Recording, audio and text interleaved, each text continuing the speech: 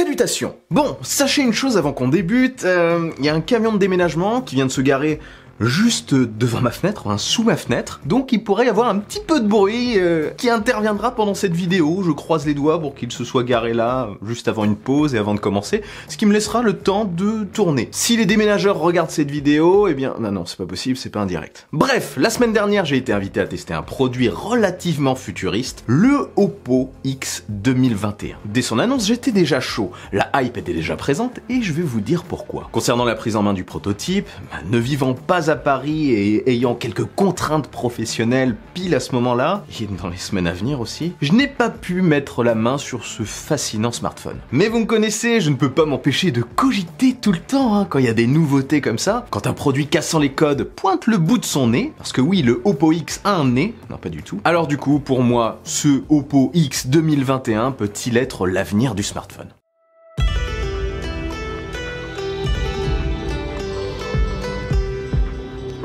Déjà, après avoir parlé avec certains de mes confrères qui ont pu le prendre en main, le produit avait plus l'aspect d'un produit quasi fini que d'un véritable prototype. Il est très peu probable qu'Oppo ait lancé en effet des prises en main de ce produit pour qu'il tombe ensuite dans l'oubli. Non. S'il devait arriver d'ailleurs, je ferai en sorte de pouvoir le tester sur la chaîne et de vous en parler directement, de vous montrer ce qu'il a dans le ventre. Forcément, ça me permettra de vous confirmer ou non ce que j'avais à vous dire dans cette vidéo. Si vous suivez la chaîne depuis un moment, vous savez que pour moi, le smartphone est au bout de son avancée. Et il est plus centré dans une phase d'optimisation que dans une phase de réelle révolution. Les écrans sont toujours plus bord à bord, mais le bord a une limite forcément. Les caméras sont dans un poinçon et vont bientôt être sous l'écran, mais ce n'est qu'une amélioration. Ça fine de plus en plus. Et le reste, eh bien, c'est de l'amélioration progressive de puissance, d'OS, d'autonomie, de fluidité d'écran, de qualité d'écran et de qualité photo et vidéo. Même si des constructeurs proposent toujours des petits formats, même si certains aiment toujours les petits formats, la tendance est clairement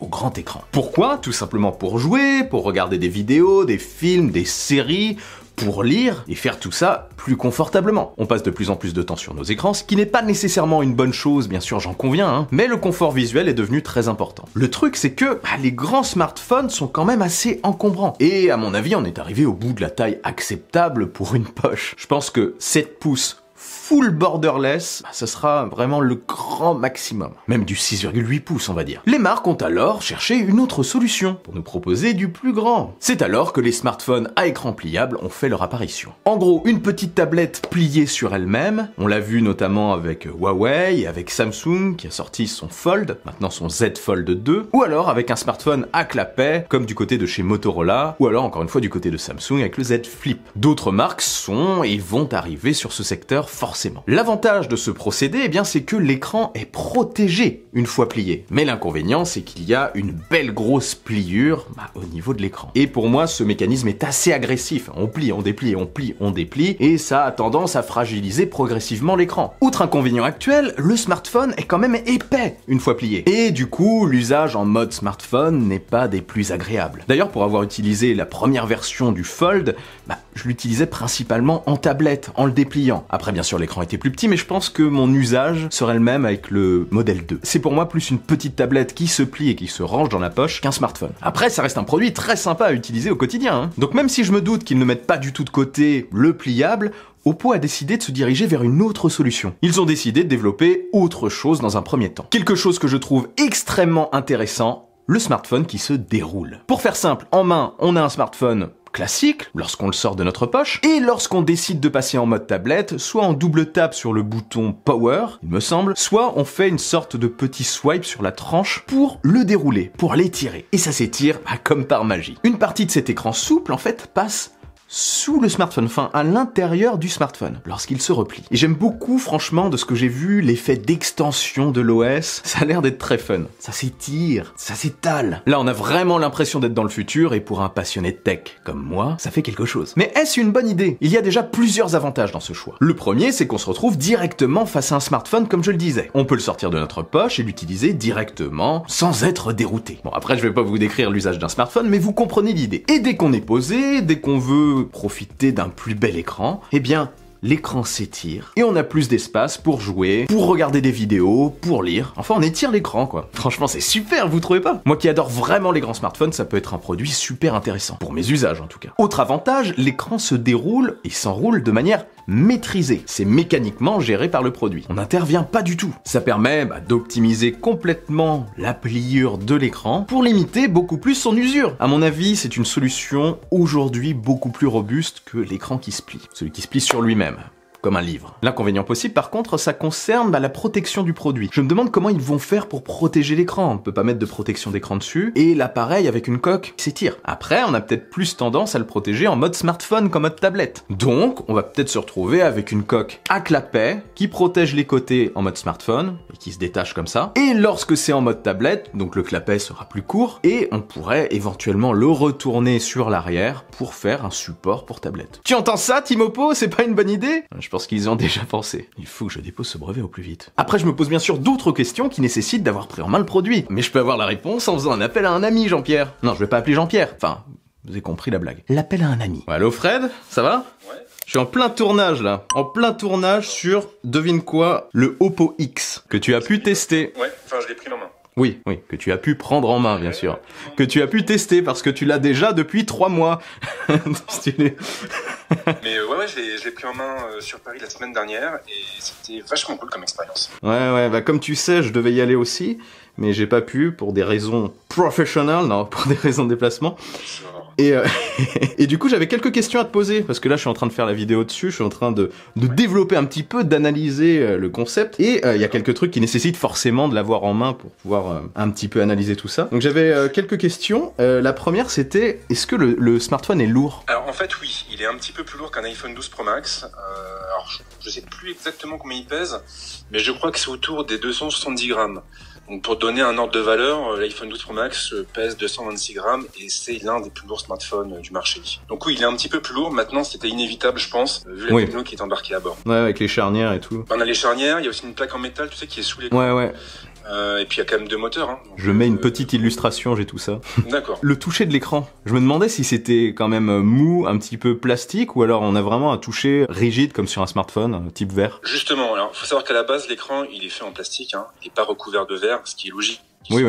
Maintenant, comme je disais tout à l'heure, en fait, Oppo, ils ont été plutôt intelligents. Ils ont mis une plaque en fer en dessous, ce qui fait que quand tu appuies sur l'écran, t'as une résistance qui s'opère. Donc, t'as des sensations qui sont proches de celles d'un smartphone traditionnel. Moi, personnellement, je préfère le toucher du Oppo X à celui, par exemple, d'un Galaxy Z Fold de première génération. D'accord. Pour te donner une idée, De manière générale, ça a été plutôt positif pour toi, l'utilisation de ce produit? Franchement que, alors je sais qu'il y a beaucoup de gens qui étaient hypés dès le départ. Moi, j'étais pas spécialement hypé. On en avait parlé. Ouais, on en avait parlé. Je préfère attendre d'avoir le produit en main pour m'en faire vraiment une idée. Tu sais, souvent, t'es un petit peu déçu. J'avais eu le cas avec le Z Fold. Tu vois, à la base, j'adorais le concept. Vraiment, hein, je trouvais que c'était génial. Ouais. Puis quand j'ai eu le produit en main, je me suis dit, ah ouais, quand même. Il manquait des choses que Samsung après a corrigé avec la deuxième version. Mais voilà, de base, j'étais hypé, j'avais été assez déçu. Donc là, pour le coup, j'y suis allé un petit peu comme ça. Et ouais, j'ai beaucoup aimé. En fait, j'ai beaucoup aimé parce que l'écran, il reste lisse. Tu vois, c'est-à-dire qu'il n'y a pas de plis. Ouais. Hyper impressionnant, mec. Quand tu vois le téléphone en main, tu vois, il grandit. Ouais, ça s'étire. Alors après, juste quand même 2 points de détail qui m'ont un peu chagriné. C'est au niveau de la mise en route, en fait. Alors c'est un petit peu compliqué. Il y a je sais pas si tu en parles dans ta vidéo, mais il y a 2 façons d'enrouler l'écran.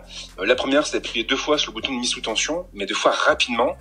Et la deuxième, c'est de faire glisser un peu. Glisser sur la tranche à partir du lecteur d'empreinte. Ouais. Tu glisses vers le bas pour le déplier, pour le dérouler, et glisse vers le haut pour l'enrouler. Et je trouvais par contre qu'au niveau des commandes, ça manquait un petit peu de précision. Je sais que moi personnellement, j'ai eu du mal, tu vois, à faire le glissement vers le haut ou vers le bas, ça marchait pas toujours. Donc ça, j'en ai évidemment parlé à Oppo. Ouais, c'était un proto là de toute façon. Ouais, c'était un proto, mais en vrai, franchement, pour un prototype, t'as un niveau de finition qui est hallucinant, quoi. J'ai jamais vu un... C'est marrant, c'est une question que je voulais te poser juste après. J'avais mes petites notes là, et je voulais te demander si c'était quali, si c'était solide, s'il y avait un bon niveau de finition. Tu viens de répondre. Alors, en vrai, tu tu vois, j'ai eu le produit en Ça main. fait produit fini, quoi. C'est, voilà, il manque pas grand chose, en fait, pour le commercialiser.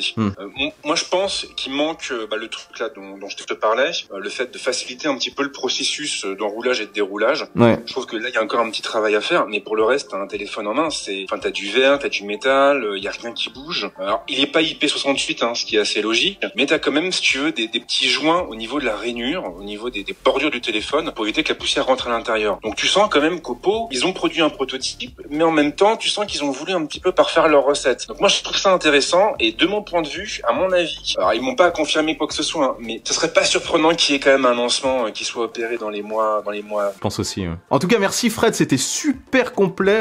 Je m'attendais pas à ce que tu développes autant. Vraiment, c'était très complet.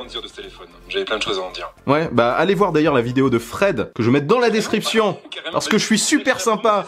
Ça, bah oui, je dis ça, oui, pourquoi? Non mais en vrai, je dis, c'est quand même super dommage que t'aies pas pu le prendre en main. Et j'aurais vraiment aimé te voir la semaine dernière. Ça aurait pu être super cool de faire un truc en vidéo tous les deux directement à Paris. Je pense vraiment qu'il t'aurait plu ce téléphone. Vu ce que tu aimes et vu ce que tu regardes, et je pense vraiment que c'est le genre de téléphone qui peut vraiment beaucoup t'intéresser. Ouais, bah tu me fais baver là. Bah, j'aurais vraiment voulu pouvoir le tester, mais je croise les doigts. Peut-être que ça arrivera si c'est commercialisé sur la chaîne. Bah écoute, si c'est commercialisé, moi je vais à Paris et je fais un sitting devant les RP, il y a pas photo. T'envoles un et tu me l'envoies par la poste, sinon. Ouais, voilà, je te l'envoie par la poste. Ouais. Si tu veux, je le prends et je te l'envoie par la poste. Voilà. D'ailleurs, t'aurais dû le faire pendant la prise en main. Là. J'ai failli voler, mais comme il n'y en a qu'un seul en France, c'était un petit peu compliqué. Je suis un peu déçu. Ouais, il l'aurait peut-être retrouvé. En voyant la vidéo après. Ah bah il est là. Non mais franchement, tu vois, c'est ouf. Moi je trouve qu'on a vraiment beaucoup de chance dans notre métier parce que là ça fait, je trouve que ça fait 2-3 ans qu'on a plein d'innovations majeures et ça fait du bien, tu vois, ça fait du bien de voir des produits comme ça qui sont un peu des ovnis, qui figurent de quelque chose qui va arriver d'ici quelques années. Et tu sens vraiment qu'on est en train de prendre un nouveau virage. Vraiment, je trouve ça top. C'est marrant que tu conclues là-dessus parce que c'est vraiment ce que j'allais développer dans la suite de cette vidéo. On est en phase, on est en symbiose. Bon bah écoute, j'en dis pas plus alors. Voilà. Tu vas pas faire ma vidéo aussi, non? Eh oh. J'ai répondu à tes questions, j'en dis pas plus, mais franchement, ça vaut le coup de s'y intéresser à ce téléphone. Oui, voilà, c'était le mot de la fin. Oui. Bon allez, je te laisse Fred et merci beaucoup d'avoir pris le temps de répondre. Bon, cet appel était très instructif, très sympathique. On en avait déjà parlé avant, je vais pas vous le cacher, mais ça apportait quelques détails plutôt intéressants. J'ai maintenant encore plus hâte de tester une version finale, moi, s'il y en a une. Ça faisait longtemps que j'avais pas été aussi hypé par un produit. C'est très satisfaisant comme sensation. Pour moi, plus qu'une vitrine technologique, c'est un véritable produit qui peut avoir un avenir certain sur une tranche d'utilisateurs au moins. Une tranche d'utilisateurs. Ceux qui veulent du très grand écran. Pour le marché professionnel aussi, ça peut être intéressant. Après, bien sûr, ça dépendra du prix. C'est marrant, mais l'écran extensible, comme vous pouvez le constater, me séduit plus que l'écran qui se plie. Bon après, à mon avis, on va voir cohabiter plusieurs solutions à terme. Il y aura toujours les smartphones classiques, peut-être, un moment, les smartphones qui se plient, les smartphones à clapet qui se plient comme ça, et les smartphones qui s'étirent. Ça va être des années très intéressantes côté tech. Imaginez étirer votre écran. Ça ne vous vend pas du rêve, franchement? Une petite série posée, là! Je peux calme. Enfin bref, si vous voulez vivre ça avec moi, abonnez-vous, c'est facile. Tout simplement. Dites-moi en commentaire si vous pensez que ce type de smartphone peut se démocratiser, enfin peut avoir sa place, s'il vous intéresse, si ça a de l'avenir pour vous. En tout cas, Oppo commence à attaquer sévèrement, on le sent. Bref, si cette vidéo vous a plu et que vous voulez m'accompagner dans l'ascension vers les 100 000 abonnés, partagez-la sans oublier le bon pouce en l'air qui claque. Suivez-moi sur Twitter, sur Insta, etc. Nous on se retrouve très vite pour une nouvelle vidéo. Prenez soin de vous et de votre entourage. Vive la technologie, vive le futur. Allez, salut! Bah en tout cas merci Fred, je vais couper ça parce que je viens de me répéter. Ouais, 2 fois, ça fait un peu con. Oh merde, ça y est, ça commence, bon j'arrête. Je vais pas rigoler, t'as vu comment j'étais sérieux? Mais oui, mais t'étais hyper sérieux, c'est incroyable. Oh. Je vais peut-être laisser un petit morceau de ça. En tout cas merci Fred pour... Ah attends, je reprends mon sérieux. Vas-y, refais-le sérieusement. Voilà, ça va être très dur. Ah Parce que je suis avec mon bras là depuis tout à l'heure parce qu'en fait mon micro il est sur perche, tu vois. Donc j'ai mon bras avec le téléphone au niveau du micro pour que les gens t'entendent et je commence à avoir une légère crampe. Donc en tout cas, ce que je voulais dire c'est merci Fred d'avoir répondu à ça, c'était hyper complet franchement. Je pensais que t'allais avoir une réponse beaucoup plus rapide mais merci pas en vrai. Hein? Non vas-y, refais-le. En plus, t'avais une voix qui était pas neutre quand t'as dit merci Fred. What the fuck? Qu'est-ce que tu racontes? Quand on a dit merci Fred, on sentait que tu venais de rigoler, mec. C'était pas neutre, donc ça va pas au niveau du raccord. Mais je rigole avant, donc ça c'est... Non, tu rigolais pas avant. Si. Non, mais tu l'as coupé avant de rigoler quand même. Oui, bah je vais mettre un petit moment où je rigole, je pense. On refait. Donc on la refait. Ça devient n'importe quoi. Cette vidéo part complètement... Donc,